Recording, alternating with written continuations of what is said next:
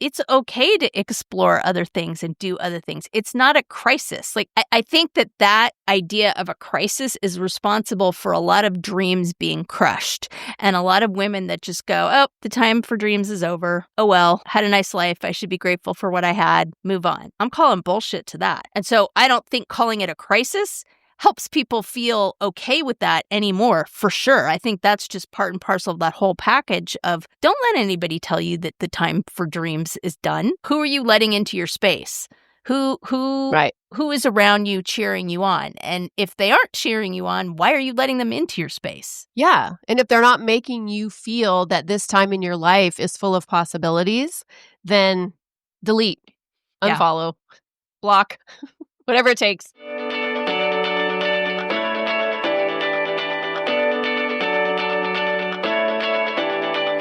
Welcome to Drinks with the Girls, conversations for women over 40 around connection, change, and the power of female friendship. Living well with stories to tell. I'm Karen, and this is Lisa. We are moms and solopreneurs stepping into our own, diving into real conversations about things that matter to women in midlife. We're here to spill the tea on everything that affects women in their 40s and beyond. Topics like loss and grief, changing relationships, launching kids, menopause, and reinventing ourselves in midlife. We are here to tackle it all. Connect with us through a blend of our lived experiences, our friendship, the memory of our moms, plus a collection of real stories, honest conversations, and engaging interviews that will make women over 40 feel seen and remind them that they're not alone on this journey called life. Let's go. Hey friends, welcome back to Drinks with the Girls. This episode is going to be a good one because we are calling bullshit on the term midlife crisis. Oh yeah. Hate that phrase. Outdated, gendered, harmful. And wait, shocker. I know you guys are going to be shocked by this. It was coined by a man in the 1960s, and it pathologized what is, basically, for many women, a powerful time of waking up to lives that no longer fit. Because, of course, we're going to blame the patriarchy. You got that right. And I actually have personal experience of how this term was weaponized against me. But before we really dive in, I need to tell you, I'm so excited about what I'm drinking tonight. Our apricot tree is exploding. So I have no less than 120 apricots in my refrigerator right now. Holy crud. I know. I make jam. I'll call you. I'll talk you through it. And I might be doing that. But instead of jam tonight, I made an apricot cocktail. I actually muddled the apricot. I added a little bit of honey. I even got my cocktail shaker out that I've never used before. And yes, I got it all chilled. And then I poured it in with a little bit of vodka and some club soda. So it's delish. I'm telling you, women-owned cocktail-making companies, spirit-making I found a bunch, we're coming for you, that are women-owned spirit companies like our beloved Vino Disco. So we're coming for you. So Love it. What are you drinking? I'm drinking an Arbonne Special. I got a blood orange fizz in here with a Mind Health that's a cherry lime flavor because we're all about brain health in my family right now. So, and it's also stupid freaking hot here. It's like 96 and where I am right now doesn't have air conditioning in this room. So I've got a fan like blowing on me. So it's either going to make me look all windswept or just I'll be dripping in sweat by the end of this episode. So stay tuned. Those that are watching us on YouTube, you never know what's going to happen on Drinks with the Girls. That's hotter than Southern California. Yeah. Yikes. Yepper. So Lisa and I are of the opinion that the term midlife crisis needs a rebrand. So what if midlife is actually a time of a renaissance, a reimagining? And I particularly like the word a reclamation, but a remembering of who you are after decades of doing what everybody else needed. Yeah, and we've talked about this before, but what research shows is that women in their 50s, right, and you 40s girls, you're coming up hot on that, report more happiness, confidence, clarity. Aging isn't about becoming invisible. It's about becoming undeniable. Oh, I love that. So today we want to ask the question, what if our youth, our 20s, our 30s was actually just the warm-up? Like, what if midlife and beyond is actually the freaking main event? Like, it's not a crisis at all. It's a renaissance. It's a revival. It's a chance to finally get honest about who we are and what we want. I like it. So I think that whole midlife crisis term, because it was coined by the patriarchy, conjures up images of people like buying an expensive sports car, running off to Bali. I mean, no shame if that's your jam. Like we support that. But it really is about what's really going on under the surface when women hit midlife and beyond. And I think, I mean, let's be honest. It's when you hear the term midlife crisis and you think about somebody buying a sports car or running off, you don't think of women doing that. Sadly. So I think for us, we need to figure out, first of all, what do we think about the term midlife crisis? And what is our definition of it? Because I have a lot to say. I have a lot to say about it, but we'll get there. I mentioned this in the intro, but the term midlife crisis was coined in 1965 by a Canadian psychoanalyst, of course, Elliot Jacques. And I feel like, okay, hold up. I feel like we need to do our typical patriarchy disclaimer, okay? We are not men haters. We do not, hate all men. This is not, some radical feminist, craziness here, right? We love men. We both love men, okay? We're just talking about the toxic masculinity bullshit part of the patriarchy. That's our focus. So I feel like I need to be upfront about that. Thank you for the PSA. And, I think too, and I'm going to mess this up probably because I don't remember her name, but in the 70s, a woman who was an author took the term and then she made it a little more friendly for midlife women. But what she did was she talked about different crises in different age groups. So like in your 20s, your 30s, your 40s, your 50s.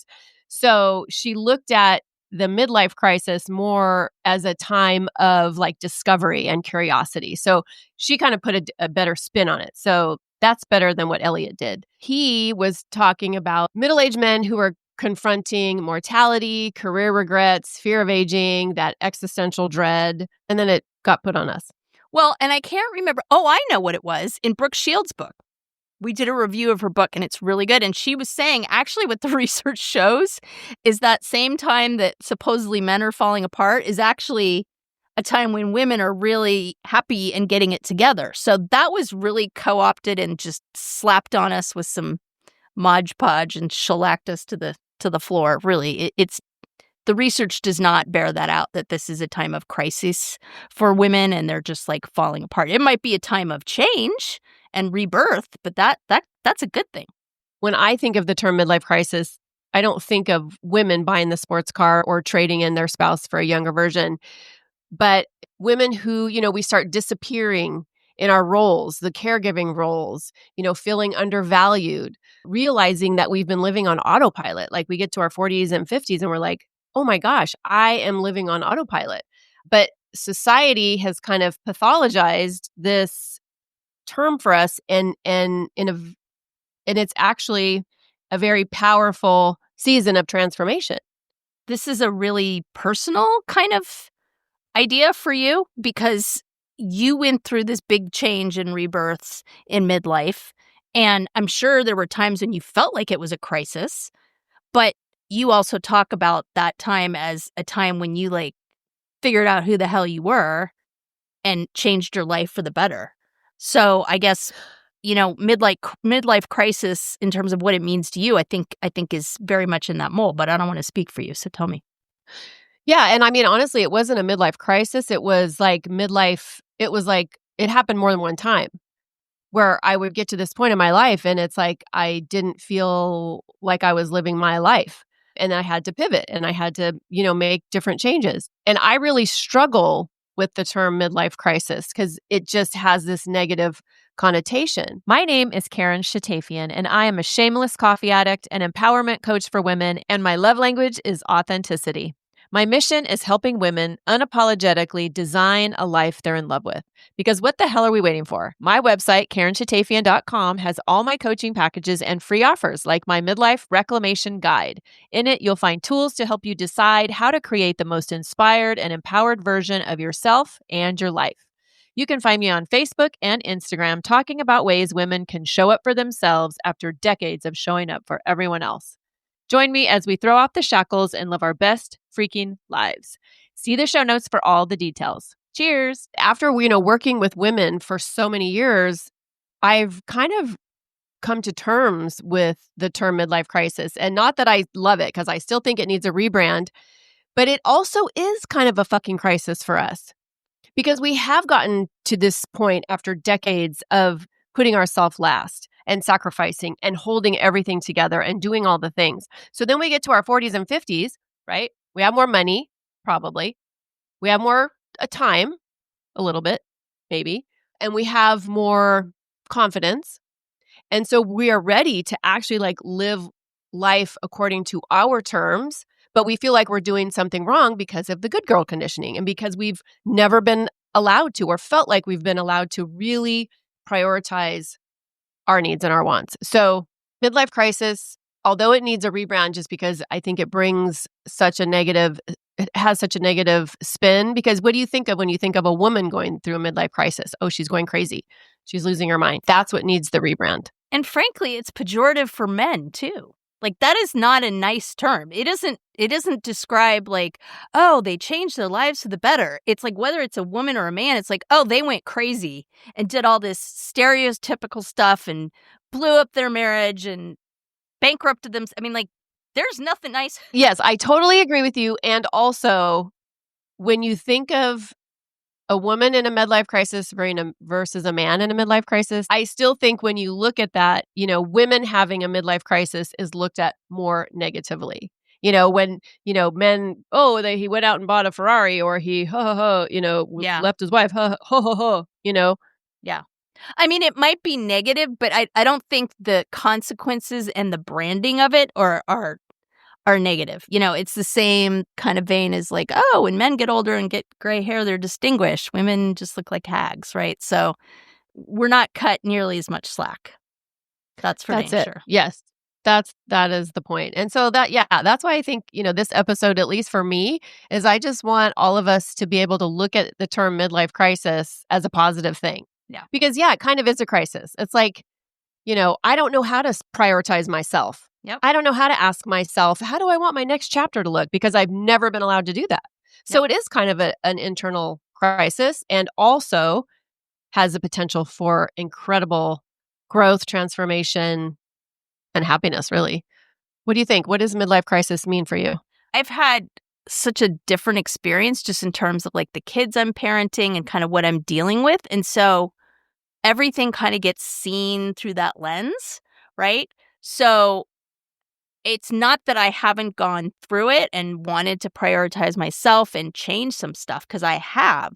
But I feel to a certain extent it's lesser because I'm never going to have an empty nest, right? So it's just a different kind of piece. But I'll tell you what I have gone through is this idea that oh, she's a bitch and she's too powerful and, she needs to know her place and that kind of thing. So I kind of feel that's part of the same crate of bad apples. It's just all of a sudden I'm speaking up and da-da-da-da. And it's that I have definitely seen the flack for sure.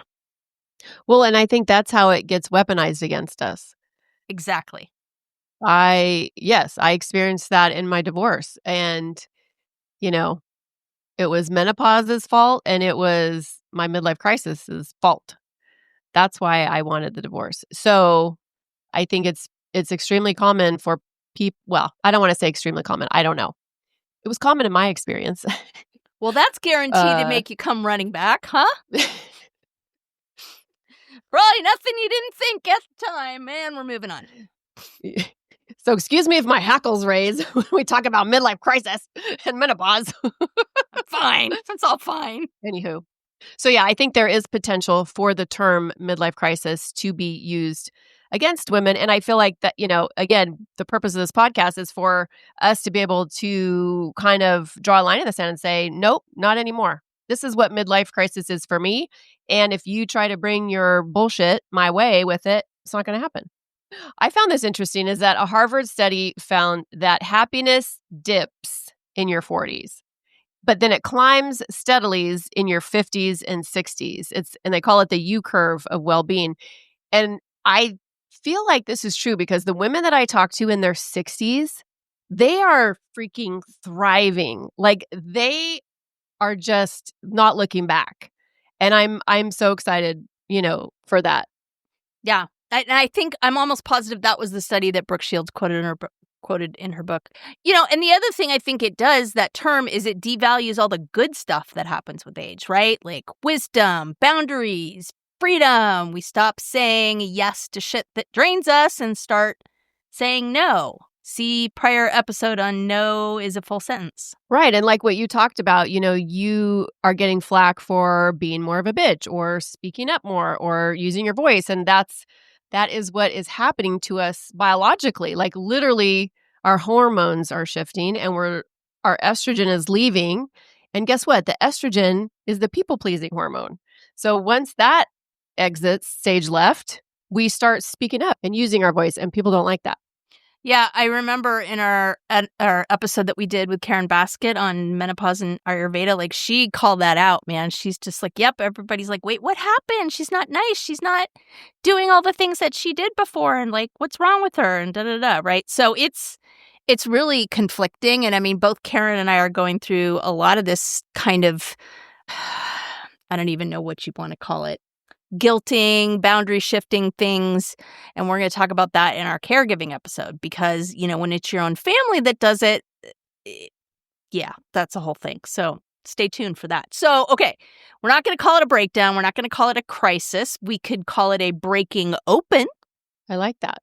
It's a turning point, right? It's an invitation. Hey there, I'm Lisa Corachella McDowell, your midlife Pacific Northwest princess, here to guide you in the art of next leveling your life. I'm passionate about women's health and wellness in midlife, especially for moms parenting kids with unique needs like I do. I truly believe we can learn, grow, advocate, and care for the planet while taking care of ourselves and our families. And I'd love to help you do the same. And I'm beyond excited to tell you about my membership for maxed out mamas just like me, the Empowered Parent Collective. It's a space for parents to confidently advocate for their kids, build inclusive communities, educate themselves, and find balance and support along the way. To find out more about the Empowered Parent Collective, my classes, wellness offerings, parenting tips, advocacy resources, and exclusive Drinks with the Girls goodies, head to nextlevellifewithlisa.com. Let's survive and thrive in the messy middle together. So here's a question for you, Lisa, and for you listeners. As we look at, midlife, not so much as a crisis, but as an invitation to really get curious about what's next. What are you starting to, or what do you hope to give yourself permission for in your next chapter? Sounds like we better whip out our journals. So in terms of giving myself permission, yeah, there's a lot. Not apologizing as much. There's a documentary that Taylor Swift did, a few years back. I can't remember what it's called, American Sweetheart or something like that.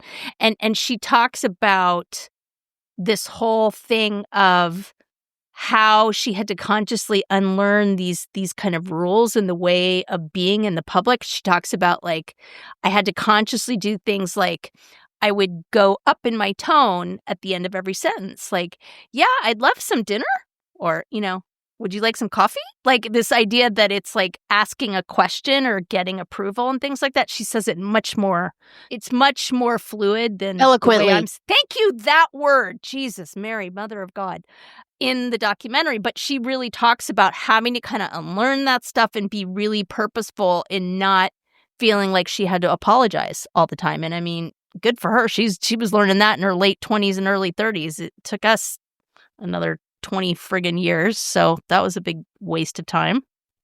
You want to know what I'm giving myself permission for? I probably should have asked you that. Karen, what are you starting to give yourself permission for? Okay, and I don't even know if I'm going to be able to explain this right, but it feels I did so such empowering. A great job sounding like I knew what the hell I was talking about. So please. I am giving myself permission to just not do the things or say the things that people expect. I am okay if people misunderstand me, if I disappoint them, if I say something that maybe doesn't land, not in a I'm just going to be I'm just honest, not in that kind of a way, not in a hurtful way, but just in a, look, this is my boundary. This is what I will and will not put up with moving forward. in any realm, whether it has to do with cooking dinner or, something bigger in life. Yep. But yeah, I'm giving myself permission to just be okay with what literally is in my gut, in my heart. Yeah. And I think I'm reaching for that. I think my issues when it comes to family members, close family members, that's the part that I'm really, really struggling with right now. But save that for another juicy episode. There's definitely a learning curve on that one, let me tell you. And nothing strengthens that muscle more than doing it with your family. Yeah. It's definitely diving into the deep end. If you can do it with your family, you can do it with anybody. Seriously. There are women out there showing us how it's done, showing us how we can actually rebrand midlife. And some of them for me, we'll start with one of them, Naomi Watts, the actor Naomi Watts, she started a menopause wellness brand called Stripes in 2022. And she was 54 when she launched it. So if you think that, you can't reinvent yourself in your 50s, you're wrong. And she just wrote a book on pro-aging and the things that she wished she knew in menopause. And that's why she started Stripes, because she's like, I didn't know all these things. And I want other women to, kind of like other people we've talked about, like Mary Claire Haver and stuff, like we're putting it out there now, like who these people are talking about menopause and midlife. And the thing I love is she created this campaign called Hotter Than Ever. And it, obviously is a play on the hot flashes and whatnot, but she's also like, no, we are freaking hot. Not just hot, but we're hot. How about you? Who are some people that you follow? Yeah, I was thinking about when you said that, of course, our beloved Brooke Shields, because she does a lot of stuff on that, and it's really wonderful. And she actually started another brand in her 50s as well and focused on the midlife women target. It's for hair. The other one I like to follow, and she's not necessarily focused on the aging piece, but she just I really value the way she just lives her life and puts the good, the bad, the ugly, the truth out, is Maria Bello, the actress. She actually lives in France with her partner, and so she posts a lot of really cool stuff on her feed. I'm trying to think of other people. There's a lot of people that I really enjoy. Have you heard of the accidental icon? No. Lynn Slater. So she's in her 70s now. I think she's either 70 or early 70s. She was a history professor and I think a social worker, but she was for sure a history professor. And in her 60s, she decided to go into fashion. And I don't know if she took courses, if she got degree or something like that, but she really started focusing on fashion. And she literally became this online fashion powerhouse in her 60s. She became an Instagram influencer. And she just wrote a book last year. So I just think, that any women that are, just doing badass things in their 50s and 60s and beyond, it's we just want to highlight those on this podcast. Yep. And we're also available for interviews if you'd like to come share.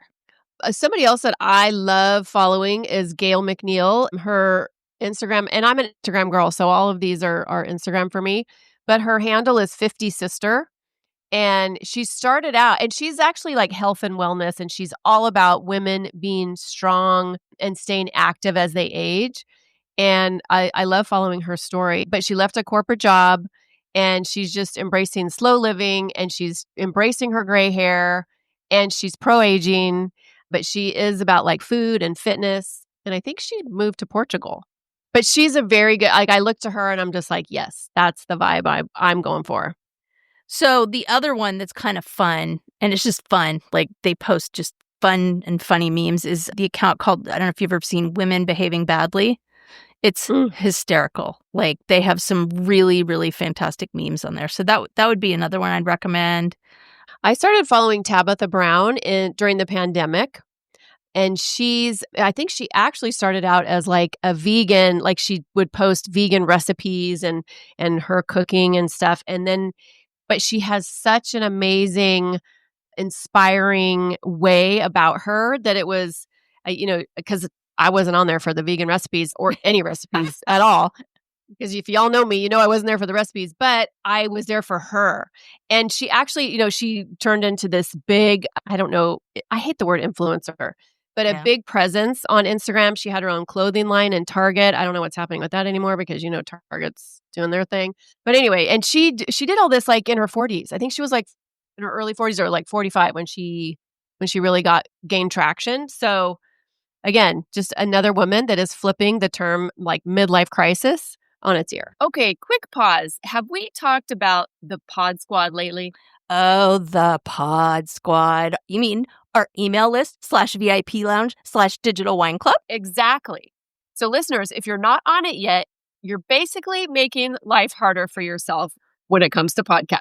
Like trying to scroll for show notes while speed walking on a treadmill. Wait, what was that link again? Oh, no. Grab the side rails. Or pulling up that book we mentioned while you're in the Starbucks line and then realizing everybody else moved up 3 cars and now you're that woman. We've all been there. That's why we made the Pod Squad. You'll get new episode alerts every week with direct links. Easy to listen, easy to share. And show notes straight to your inbox. So when we drop a life-changing product, book, hot tip, or yummy new drink, you're not rummaging through your memory like a woman searching for her reading glasses when they're on top of her head. It's organized, it's helpful, it's for you, babes. So join the Pod Squad. The link is in the show notes. Just tap it. Snacks, sarcasm, solidarity. And obviously, fighting the patriarchy. We write at dawn. We have a couple episodes, listeners, if you like this vibe that would be fun to listen to. We did one on midlife reclamation and trying to remember, there's another one. Oh, it was about trying new things as well, which I think goes along with kind of what we're talking about here. Yeah. So listeners, I mean, look at who you follow. Like, because we spend so much time mindlessly doom scrolling and, kind of do an audit on who you are following. Are they making you feel small? Are they making you feel inspired? Are they making you feel, giving you like those fuck yeah vibes? Are they reminding you how expansive that midlife can actually be? Yeah, that doom scrolling thing. Like my husband and I get into it because he just kind of gets sucked in about news and stuff like that. And I'm just like, I don't want to hear it. And he's like, well, you can't just put your head in the sand. I'm like, I'm not putting my head in the sand. I am just like cleansing and purifying and saging the air and the social media around me because there's only so much I can let in. But I think the same goes for just, who are you letting into your space? Who is around you cheering you on? And if they aren't cheering you on, why are you letting them into your space? Frankly. Yeah. And if they're not making you feel that this time in your life is full of possibilities, then delete, unfollow, block, whatever it takes. Yeah, 100% for sure. So what are some things you want our listeners to walk away with from this episode? I think that what we're all about on this podcast is not just taking kind of what society decides to label us as and slaving under that label. It's like, you don't need to have a label. Conversely, it's okay to explore other things and do other things. It's not a crisis. Like, I think that idea of a crisis is responsible for a lot of dreams being crushed and a lot of women that just go, oh, the time for dreams is over. Like, oh, well, had a nice life. I should be grateful for what I had. Move on. Like, I'm calling bullshit to that. And so I don't think calling it a crisis helps people feel okay with that anymore, for sure. I think that's just part and parcel of that whole package of don't let anybody tell you that the time for dreams is done. Like, come on. Yeah. Like, for sure. Yeah. I mean, just because I traded in my knitting needles for a crochet hook because I was worried I would stab people when I was mad doesn't mean, I'm old and gray and dried up. Thank you very much. Self-preservation. I didn't want to end up in jail in a staff meeting. Well, and I totally agree with you. And also, I think that I want women to walk away from this kind of normalizing the feeling of the crisis. We don't need to call it a crisis because it's really not. It's not a crisis. It's just you're literally being afforded almost like a second chance, right? It's our second act. Second spring. And so now exactly. And so now we get to do it without the people pleasing, without the caregiving every single person, without worrying about everybody else but ourselves. So that's why it feels like a crisis because we're not used to that. Yeah. But it's full of possibilities. Yeah, I'm just the episode library tonight, but I loved on our HRT episode, Naomi Major talked about the Chinese term, the second spring. Like, I think the Chinese were onto something. I love that idea. Because frankly, they were definitely. Yeah. Frankly, it all points toward we're used up, we're dried up, we're less valuable, like we need to hide the aging process, like everything you could possibly do to hide who you are and what you are and what you stand for, which is just offensive on so many levels. Right? And listeners, if you don't know, the second spring is what Chinese medicine really calls menopause. They look at it as a second spring for women, and that's what they call it. And maybe we should just do that instead of midlife crisis. I vote second midlife spring. Crisis with second spring because it's a time of rejuvenation, a time of renewal, right? It's not this terrible, thing to dread. It's like Lisa was saying, we're not dried up, we're not used up, we're not less valuable. We're literally just stepping into this new version of ourselves, which, by the way, is actually more fucking powerful. And I Just think saying. This idea of listening more to who you are, like, it's a lot of head trash and noise that you got to clear out. I mean, that is undeniable, right? And I mean, I find it hard to listen all the time. Like, you've got to constantly, it's like my saging of social media and news. Like, I got to constantly put myself in a good place and protect myself from things and really just be like, okay, is that what I really think? Or is that someone else's opinion? And why does it have to be that way? Like, is that reality or is that just kind of what the media is telling me, And now that we have quote unquote influencers and all these other people, I'm really conscious, especially with my daughter, of trying to be a role model in a way.